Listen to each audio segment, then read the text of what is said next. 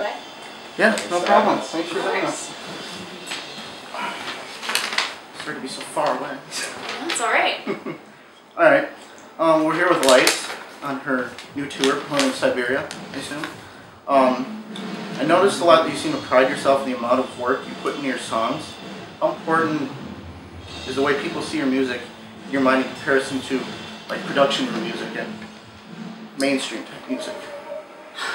You mean like, is it more important for me to have a good song than production? Yeah, I mean more of your song rather than somebody else making a song for you. Yeah. It's so important to know that your music came from you. Yeah. Because, I mean, just for me personally, I wouldn't be able to go up there and sing something someone else wrote for me and go up there and try to convince everyone that this is coming from me. Because that would feel super dishonest and weird, especially when you're writing something that's so close to your heart. If you're writing about experience, you can't stand up there and earnestly sing it if you don't know what you're experiencing. Right.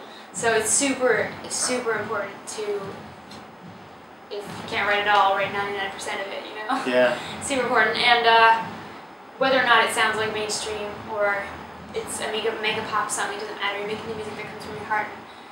It's the only reason to do what we're doing. Yeah. Alright. Given the amount of work that you put in your music, how do you go about writing a new song? Different songs come at different times and in different ways. With Siberia, a lot of the stuff came from just going in with a sonic idea. So, I'm really comfortable.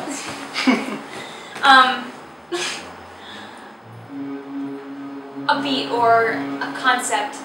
With this record, for example, I was inspired a lot by some dubstep elements.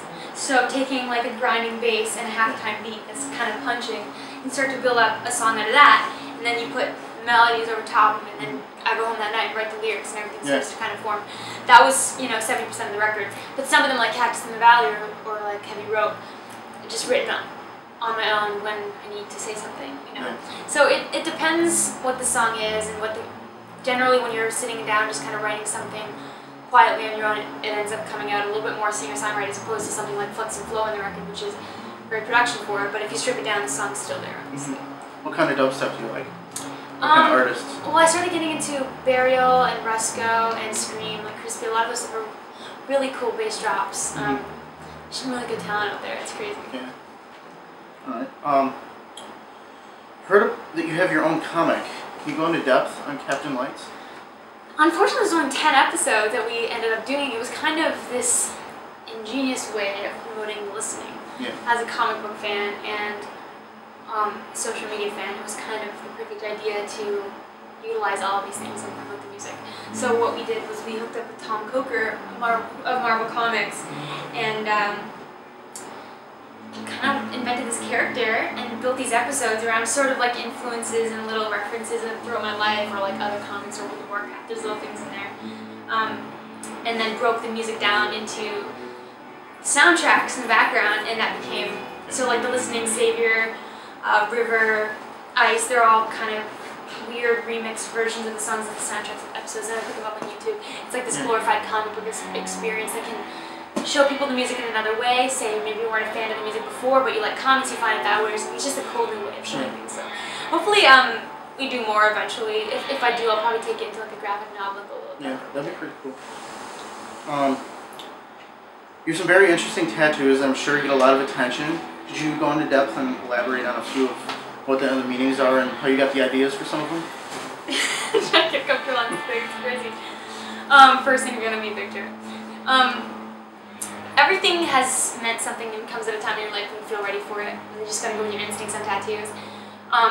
That way you'll never regret them. This one here is actually the Twin Blade of the Phoenix from World of Warcraft, and although I don't actually have this weapon in game, it's really nice. A lot of the most beautiful weapons came from that expansion, the Burning Crusade expansion, so it's like all the Blood Elves. And it's just kind of empowering. I collect weapons at home.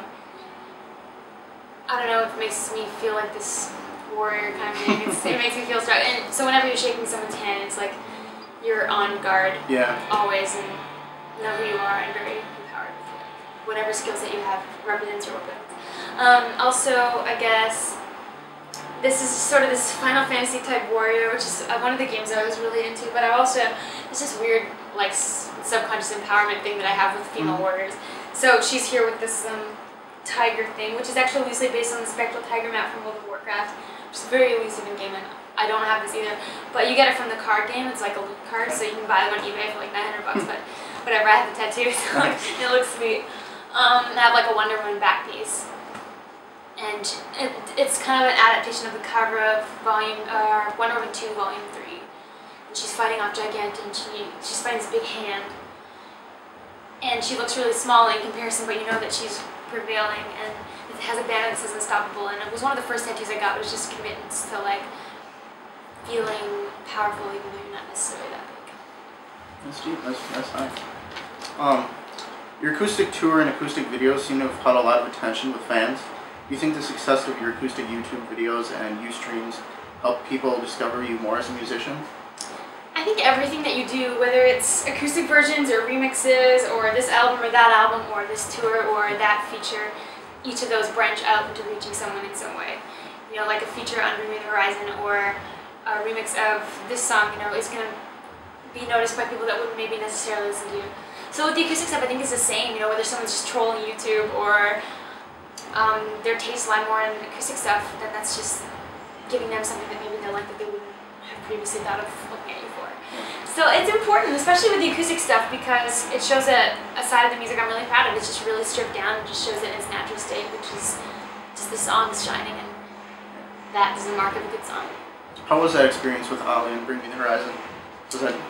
It was awesome. Yeah. The best thing about all the collaborations I've done is that it's not been like arranged by labels or anything like that. It's because we know each other or we want to help each other out, or it just so happens to work out naturally. With them it was awesome. Like we met them, I think it was like January of 2009 or something, and we were both stranded in Rhode Island at this blizzard at the same hotel, and then we ended up just like hanging out that night and then just becoming friends. So years later, they just asked me to be on the record. Worked out. Awesome. That was a really good song, by the way. Too. Thank them. Yeah. Did you after going on your acoustic tour, or most of your acoustic stuff on YouTube and Ustream, do you prefer acoustic performances or electric performances? Both of them are totally different, acoustic and the full band. I will say though that the acoustic tour I did exponentially made me a better performer and more in touch with the music. And ever since then, I've been on this awesome trajectory of becoming that much more the performer I'm meant to be. I mean, the thing is with acoustic stuff, you have full control. Yeah. You can stop the song in the middle of it and talk a little bit, or make a joke, or it's just you and the crowd and your guitar. So it forces you to really become a better player, singer, because that's the only thing that you have up there. You don't have any other band members to lean on. You don't have, you know, all this stuff going on. So, and the plus between songs, there's no one there but you talking. Yeah. So it's this really cool intimate environment. The crowds are usually a little bit smaller, so it's a really special kind of show.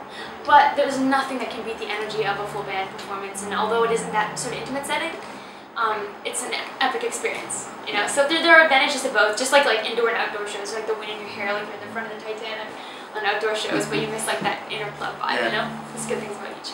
Yeah. On tour, what do you do when you're not on stage? It's cool to just explore cities. I mean, yesterday we were in Chicago and we were walking around and found the waterfront and got deep dish pizza and like the best popcorn. And today we walked around and found this amazing pretzel, this big. It's just cool to look around. We play Xbox. Nice. Picked up Dead Island today. Been playing like Mortal Kombat vs. Universe, like UFC. And there's always little things to be filling your time with. I mean, yeah.